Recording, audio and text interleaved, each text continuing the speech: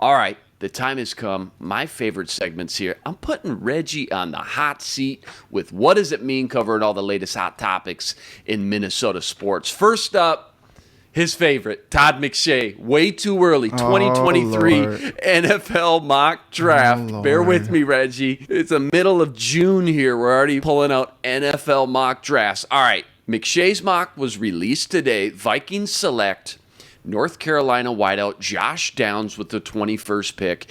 Given their depth and age of players at their given positions, what does it mean when trying to predict, which positions are most likely going to be the Vikings' biggest needs heading into the draft next season? Next season, a mock draft with a wide receiver. Does he watch ball, bro? What is he doing? What is he doing? What are we doing? When predicting which positions are most likely going to be the Vikings' biggest needs next season, how are we to know, Luke? How are we to know? It's almost like he's just going BPA. I don't know. I don't know what they're going to need. Just best player available with some guys that you haven't even seen play this season yet. Right. Why are we doing this? Way too early mock draft. Yes, it is way too early. Okay, all right, if we're going to play the game, okay, how about someone on the offensive or defensive line? You can never go wrong there, you go. Right? Someone in the trenches. Someone there. Maybe another tackle. I don't know. But then, you hope to see the two bookends really, Darisaw and O'Neal, really flourish this season in this new offense. And then you don't. Maybe if they're picking in the later part of the 20s or close to 30, maybe you take another guard or something. I don't know. Maybe a nose tackle is there. I don't know. Why are we doing this right now? This is crazy that he already has a mock draft out for next season, and we haven't even seen this season's draft picks play yet. After I read it, I looked into Josh Downs a little bit. I get it. 101 receptions, over 1,500 yards, 8 TDs. Okay, Adam Thielen get a little long in the tooth. You need 3 great wide receivers in this league. We'll see how guys like Amir Smith-Marset, B.C. Johnson, Jalen Naylor, the rookie, Albert Wilson, the free agent, plays out. But having 3 stud wide receivers, pretty important in today's NFL in that pass-happy offense. I'll give you another one, though, I'm pretty intrigued in, because when I look at, obviously, the depth chart as it sits today, we talk a lot about tight end. Irv Smith, a lot of pressure on him to not only stay healthy, but if he does and he plays well, then the Vikings got to pay him because he's going to be a free agent. Well, there's a stud coming out from Notre Dame, Michael Mayer.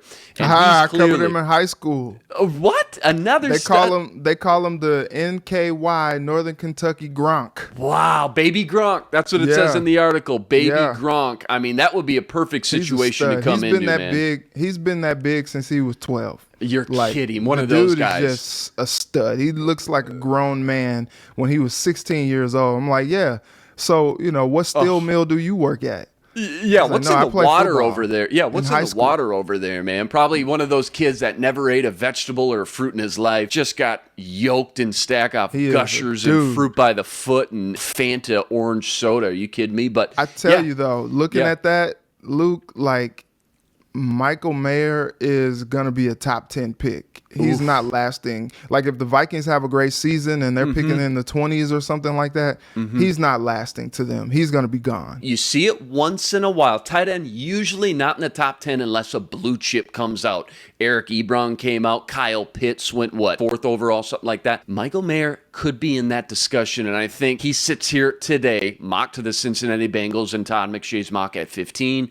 But as we get closer, you see Notre Dame this season. I think you're right. He could definitely, easily, from a talent perspective, no question, belongs in that top 10. So that's going to be a lot of fun to see how all that plays out for sure. But also, if the Vikings are in a position where they are taking tight end in the first round of the draft, that means they had a great season last year. Yeah, no, you're right. Absolutely. Kind of a luxury selection for sure. And again, got to see how this Irv Smith situation plays out. I know one thing, though. I bet you Michael Mayer uses Rock Auto.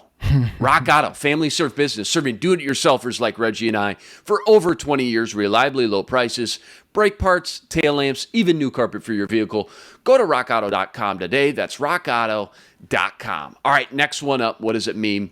Now that the NBA draft dust has started to settle here a little bit, Wolves drafting 4 new young talents. You're going to go talk to 2 of them today. We'll see that up on Care 11 tonight. What does it mean for the future of D'Angelo Russell in Minnesota? A lot of drama going on right now. Is he more likely to stay or go from what we know now after the draft? You know, if someone calls and says, let's make a deal with Wayne Brady, you know, I think they listen. But from all the conversations that we've had with President of Basketball Operations, Tim Connolly, I don't think he plans on moving D'Lo. And it's just weird because D'Lo is one of those players who, you know, he has immense talent, but sometimes up here is just not always there. Sure. And sometimes, like, he's just so inconsistent and so streaky as a shooter. And, you know, you talk about basketball IQ guys, and you want guys with high basketball IQ out there on the floor.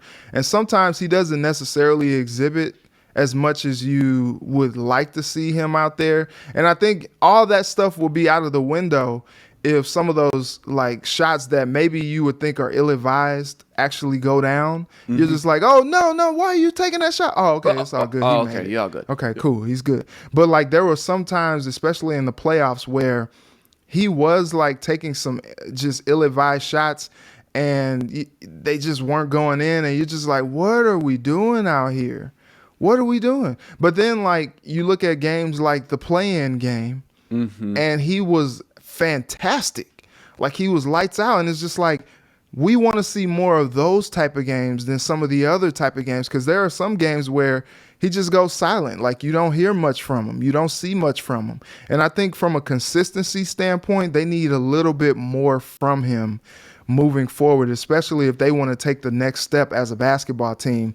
They brought him here, you know, paying him a lot of money, paying him, you know, max dollars to contribute out there. Really, when they brought him here to be, you know, one of the top options out there on the floor. And what you want to see is him realizing the potential of them bringing him to Minnesota. And you just haven't seen it at a consistent level yet. And so, like I said, if the phone calls and a deal is good to be made, like, okay, yeah, let's do that. But I think there is something to be said, too, about a guy just kind of giving him some time and allowing him to really kind of get his sea legs under him a little bit and just get established. Because you look at it, started with the Lakers, Brooklyn, Golden State, now Minnesota. Like, he really hasn't gotten a chance to really, like, establish himself anywhere. You know, he had the great season in Brooklyn and then ended up, you know, parlaying that into the big deal with Golden State. But then less than a half a season, they're like, let's try something different. We're going to trade you for Andrew Wiggins.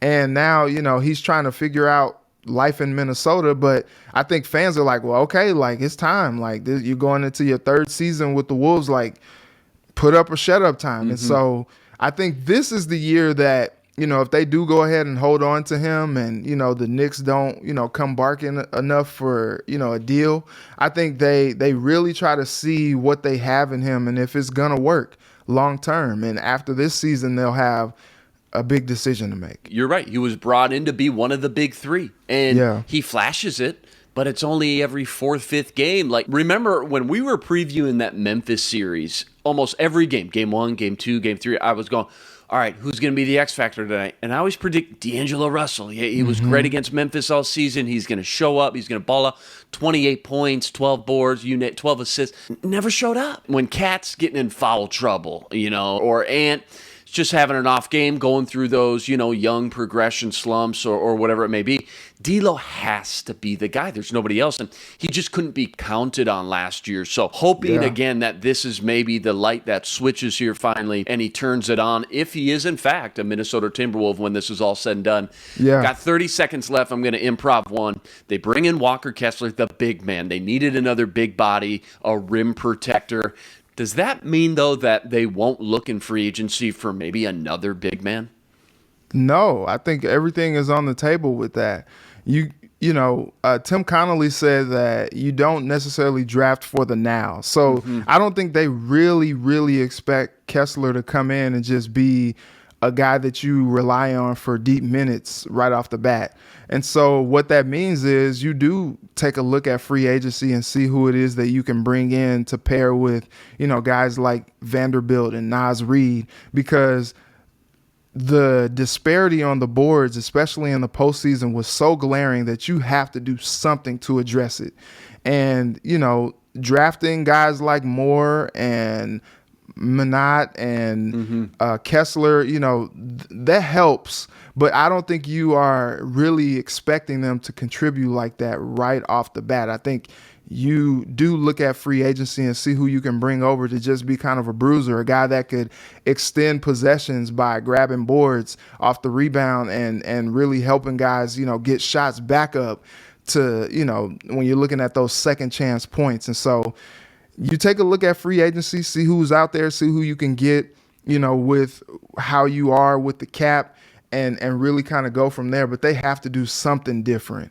And, relying on rooks is just not necessarily the best recipe for success, especially with the success that they had last season and trying to improve on that. Rookie introductory press conferences today. You can check out Reggie. He'll be there up on KARE 11 tonight. Make sure you check out that for sure. That's a wrap for Superior Sports Talk. Back here tomorrow.